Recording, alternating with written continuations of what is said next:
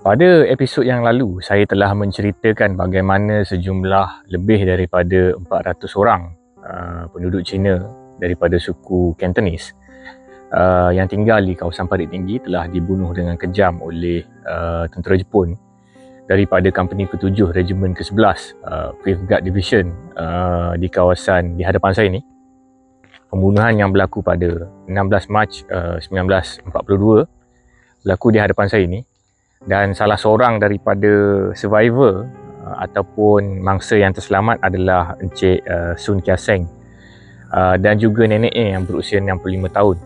Dan diceritakan bahawa pada hari kedua Encik Sun telah keluar daripada persembunyian bersama neneknya dan telah diberikan makanlah oleh seorang lelaki Cina yang bernama Encik Lim. Tetapi neneknya tidak mempunyai selera untuk makan kerana telah mengalami kesedihan yang melampau. 9 daripada 11, kalau tak silap saya, ahli keluarganya telah dibunuh. Dan nenek Encik Sun telah membawa beliau pada ketika itu yang berusia 7 tahun berjalan kaki menuju ke simpang di antara Pelangai dan juga Kuala Pilah dan berjumpa dengan seorang lelaki Melayu, mengubah lelaki Melayu tersebut menaiki basikal untuk membawa Encik Sun ke rumah salah seorang sanak saudara dia di kawasan Kuala Pilah. Saya juga ada ceritakan mengenai ketua kampung di kawasan ini, iaitu Yong Jim Hong, tak silap saya namanya. Tian Jing Hong, dia telah menyambut kedatangan konvoi Kapten Mitsugi Iwata dan juga anggota tentera Jepun yang datang ke sini. Dan Encik Yan Jing Hong, dia mempunyai seorang anak lelaki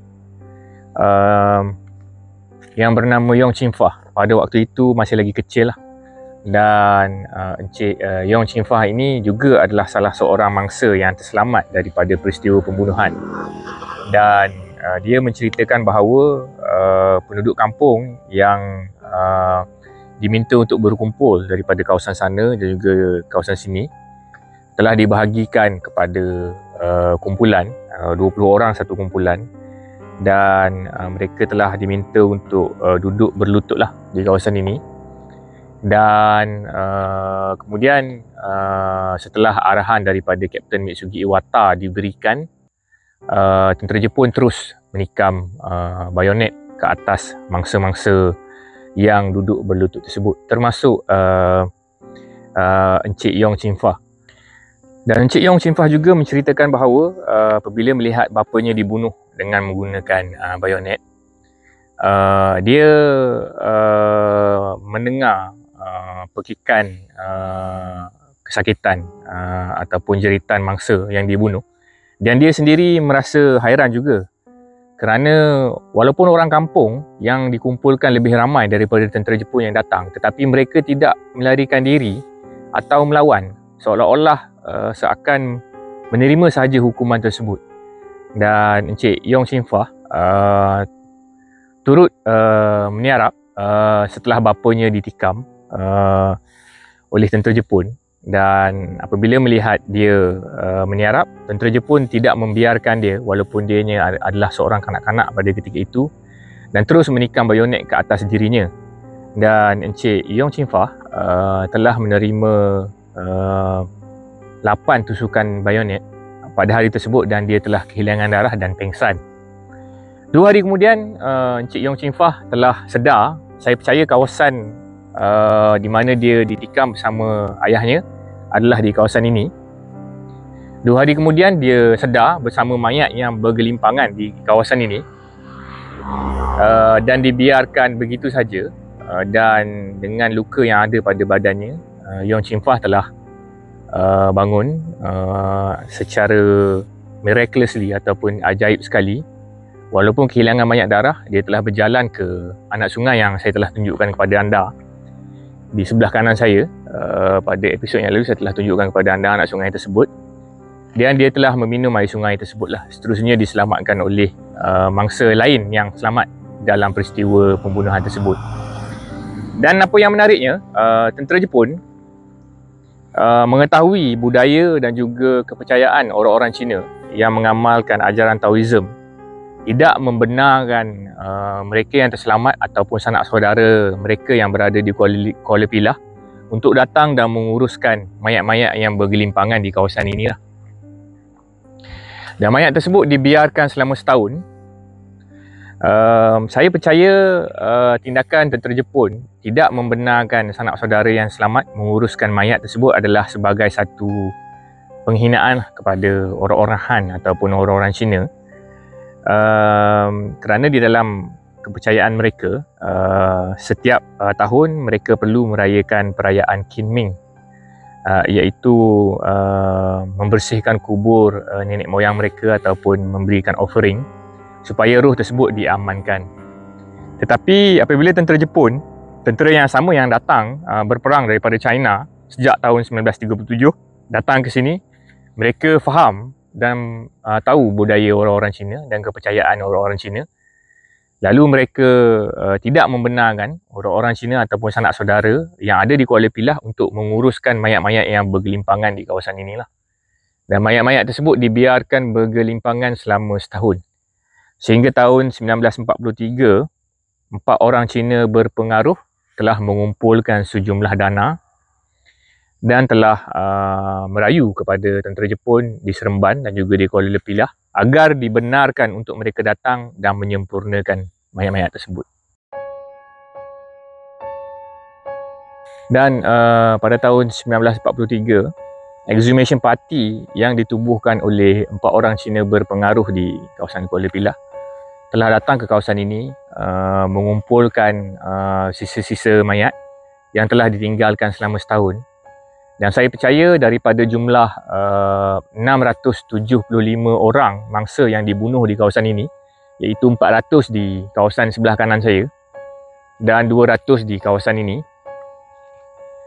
tidak semua mayat tersebut berjaya dikumpulkanlah, kerana kita tahu apabila mayat terdedah dengan elemen semula jadi, ianya akan dimakan oleh binatang, dibawa lari, dan ada mayat yang mungkin masih tidak dijumpai lah.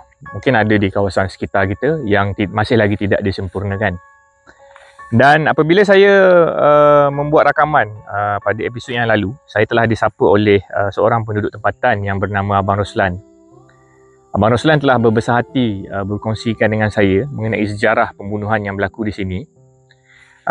Dia telah juga menunjukkan kepada saya bahawa apabila tahun 1943 exhumation party orang-orang Cina daripada Kuala Pilah datang ke sini mengumpulkan mayat-mayat yang bergelimpangan di sini, mereka berjaya mengumpulkan sejumlah 200 mayat, dan mayat-mayat tersebut ditanam di dalam kubur besar di belakang 2 rumah di hadapan saya inilah.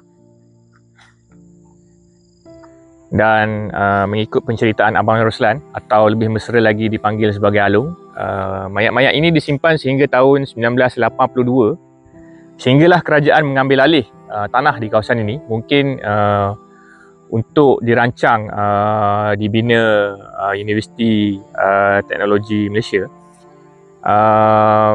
Dan mayat-mayat tersebut telah diminta untuk dialihkan sekali lagi ke Jerat Cina di kawasan Pelangai. Dan Abang Roslan juga menceritakan kepada saya bahawa penduduk tempatan turut membantu usaha cari gali mayat yang ditanam di belakang 2 rumah ini. Dan mereka berjaya mengumpulkan sejumlah 200 rangka manusia dibawa menggunakan lori ke Jerat Cina di kawasan Pelangai tersebutlah. Dan Abang Roslan juga menceritakan kepada saya mengenai lokasi telaga yang saya pernah ceritakan, di mana tentera Jepun telah membuang bayi tersebut. Dan mungkin juga telaga tersebut adalah lokasinya lebih kurang dalam 300 meter lah di jalan di hadapan kita. Dan mungkin telaga tersebut telah dikambus dan memang ada penambakan tanah di kawasan tersebut, dan mungkin telaga tersebut telah tiada sekarang lah untuk kita lihat.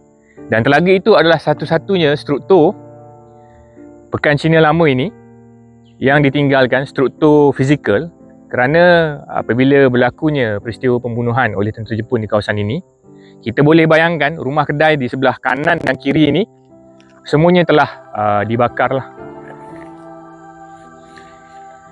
Penceritaan saya mengenai kisah pembunuhan orang-orang Cina di kawasan ini adalah berdasarkan dua penulisan utama, iaitu yang pertama adalah tesis PhD saudara Francis Tay daripada University of Manchester, dan satu lagi adalah tulisan yang sangat bagus daripada laman web atrocityin.net, dan rujukan saya adalah berdasarkan kepada kedua-dua tulisan tersebut.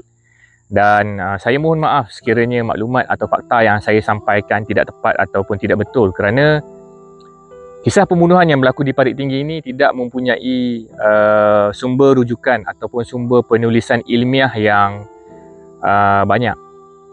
Ianya adalah sangat terhad dan bergantung kepada mangsa yang selamat, dan diceritakan daripada 675 orang yang dibunuh di kawasan ini, hanya 30 orang sahaja yang selamat dan menceritakan mengenai apa yang berlaku.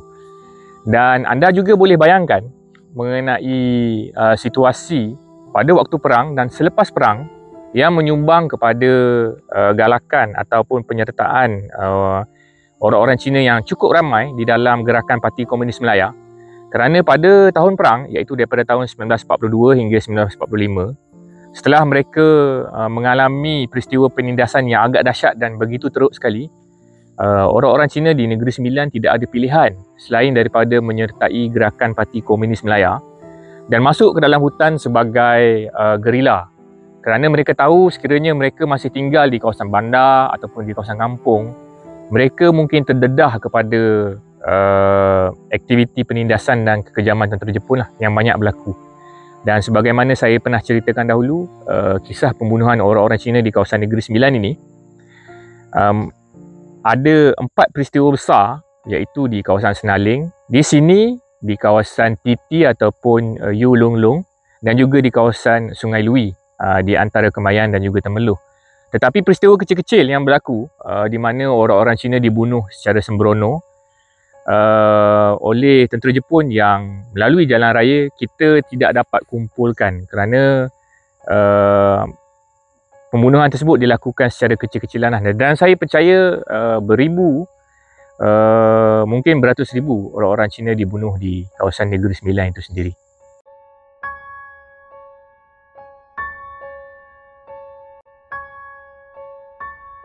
Sekali lagi saya tunjukkan kepada anda lokasi kubur besar yang telah menyaksikan sejumlah 200 rangka manusia digali semula dan dipindahkan ke Jirat Cina di kawasan Pelangai. Kubur yang digali pada tahun 1943 adalah di belakang dua rumah inilah. Dan mengikut cerita penduduk tempatan, iaitu Abang Roslan atau lebih mesra dipanggil sebagai Alung, telah menceritakan bahawa di belakang dua rumah ini adalah kubur besar yang turut mempunyai sebuah tugu pada ketika itu. Dan pada tahun 1982, apabila kerajaan mengambil alih tanah-tanah di kawasan ini, kubur tersebut telah dialihkan dan dibawa ke kawasan Jirat Cina di Pelangai lah. Kita selesai di dalam penceritaan saya mengenai kisah pembunuhan yang berlaku di kawasan ini, dan saya mahu anda bayangkan mengenai trauma orang-orang Cina yang tinggal di kawasan daripada Pelangai, Beting dan juga Parit Tinggi apabila berlaku peristiwa pembunuhan besar-besaran di kawasan-kawasan ini. Mereka tidak mempunyai pilihan untuk masuk ke dalam hutan menyertai gerakan Parti Komunis Melaya yang boleh memberikan perlindungan kepada mereka, khususnya daripada kalangan belia, pemuda-pemuda Cina, kerana sekiranya mereka masih lagi tegar untuk tinggal di kawasan bandar ataupun di kawasan kampung, sudah pasti mereka tetap akan dicap sebagai penyokong gerakan komunis dan dibunuh. Dan keadaan tersebut telah menyebabkan mereka tidak mempunyai pilihan selain daripada masuk ke hutan-hutan di sekeliling kita lah. Dan pada era darurat, pergerakan komunis sangat aktif di kawasan Negeri Sembilan, dan penyertaan masyarakat Cina di dalam gerakan komunis pada era darurat mempunyai kaitan secara langsung bagaimana mereka ditindas dengan begitu teruk sekali pada era Perang Jepun. Kita selesai menceritakan mengenai kisah pembunuhan di sini. Untuk lokasi terakhir, sesi penceritaan saya mengenai kisah pembunuhan orang-orang Cina di Negeri Sembilan, khususnya di kawasan Parit Tinggi, saya akan bawa anda ke satu kubur besar, iaitu di kawasan Jirat Cina Pelangai, di mana mayat-mayat yang ditanam di kawasan di belakang dua buah rumah tersebut, dan juga mayat-mayat yang dijumpai berselerakan di dalam kubur. Mayat-mayat yang dijumpai berselerakan di kawasan ini telah dikumpulkan dan dibawa ke Jirat Cina tersebut pada tahun 1982. Dan saya akan membuat sedikit epilog di kawasan tersebut.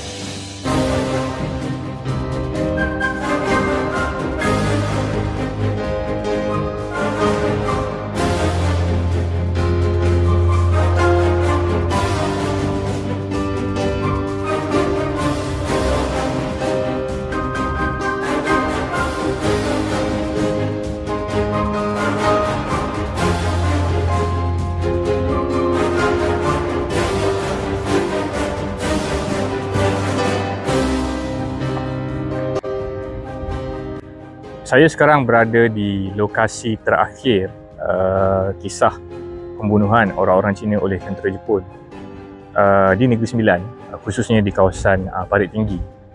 Dan di belakang saya adalah kubur besar mangsa-mangsa pembunuhan kejam tentera Jepun ke atas penduduk Parit Tinggi yang berlaku pada 16 Mac 1942. Lokasi Kampung Parit Tinggi adalah lebih kurang dalam 6 atau 7 km daripada tempat kita berada. Dan saya sekarang berada di Jirat Cina Pelangai. Dan di belakang saya adalah kubur besar di mana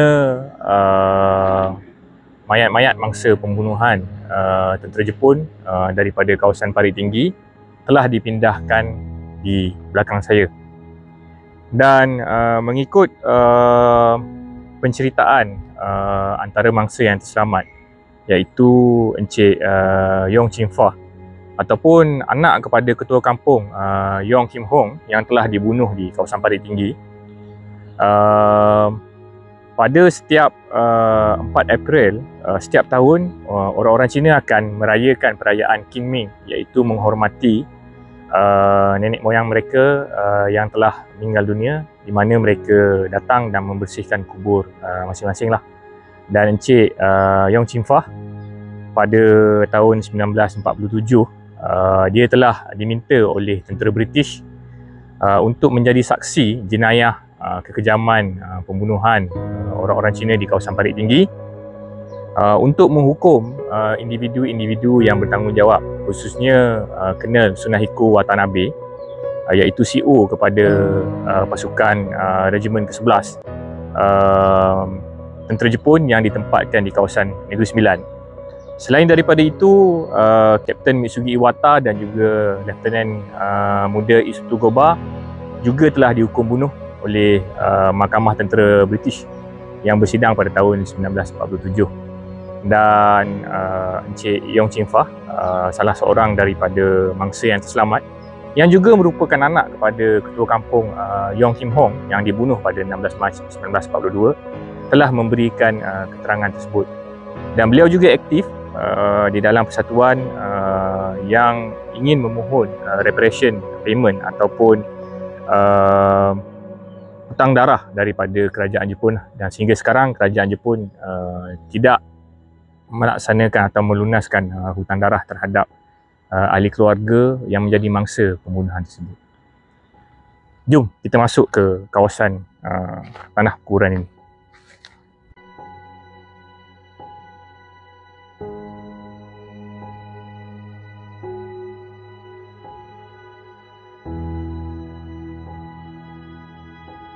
Ini adalah sesi lawatan kedua saya datang ke tanah kuburan ini.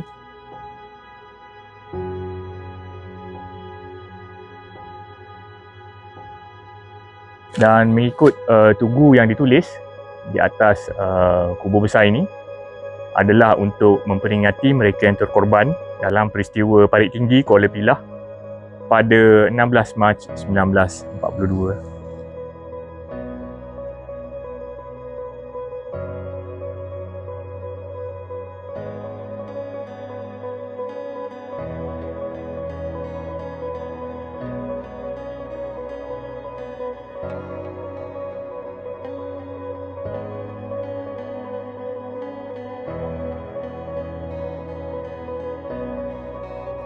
So, mengikut pembacaan saya, pada tahun 1943, 4 orang Cina berpengaruh di kawasan Kuala Pilah telah mengumpulkan sejumlah dana dan membayar pemerintah tentera Jepun di kawasan Kuala Pilah, serta memujuk mereka agar sanak saudara yang masih hidup yang berada di Kuala Pilah dapat pergi ke kawasan Parit Tinggi untuk menyempurnakan mayat-mayat yang telah ditinggalkan selama setahun. Dan mayat-mayat tersebut telah dikumpulkan dan ditanam di 2 rumah di tempat yang saya telah bawa anda semua. Dan pada tahun 1982, apabila kerajaan mengambil alih tanah di kawasan Parit Tinggi, kerajaan telah meminta ketua masyarakat Cina untuk menggali semula mayat-mayat yang ada di sekitar kawasan Parit Tinggi, dan ianya telah dipindahkan ke kawasan inilah. Dan mengikut cerita orang tempatan, orang-orang Melayu juga membantu menggali semula mayat-mayat tersebut dan membawa ke sini secara pukal, iaitu 1 atau 2 lori lah untuk bawa ke sini. Dan mengikut kepercayaan Taoism juga, masyarakat Cina pada setiap 4 April akan merayakan perayaan Qingming untuk menghormati nenek moyang mereka yang telah mati. Dan dengan tindakan tersebut dan dengan membawa mereka ke sini, sanak saudara yang masih hidup dapat melaksanakan ritual agama tersebut pada setiap perayaan Qingming.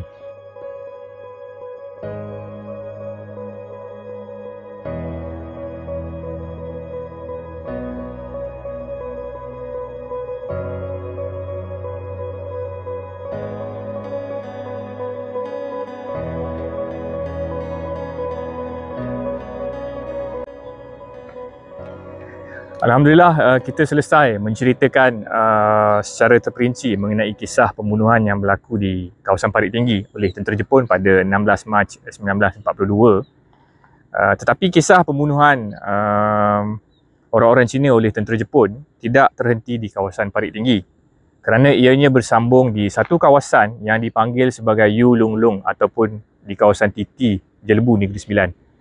Untuk episod seterusnya, saya akan bawa anda untuk pergi ke kawasan Titi dan saya akan ceritakan dengan secara terperinci mengenai kisah pembunuhan yang berlaku di kawasan tersebut. Apa yang menarik mengenai kisah yang berlaku di kawasan Yu Lung Lung ataupun Titi, orang-orang Cina yang dibunuh di kawasan Titi ataupun Yu Lung Lung adalah terdiri daripada suku Hakka, bukan daripada suku Cantonese sebagaimana yang berlaku di kawasan Senaling dan juga kawasan Parit Tinggi.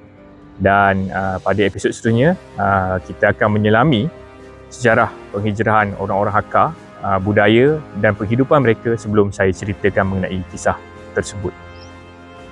Kita selesai menceritakan mengenai kisah pembunuhan orang-orang Cina di kawasan Parit Tinggi oleh tentera Jepun.